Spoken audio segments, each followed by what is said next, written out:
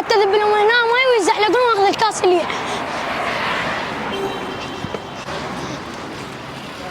هذا ايش عنده راح للاسواق؟ خطيه يمكن راح يشتري مويه جماعته. خل اراقبه. قبل ما يجون خل اذب الماي. ايه صدتك تريد تغش؟ تريد تخون جماعتك؟ خل اصورك واشوفك الكابتن.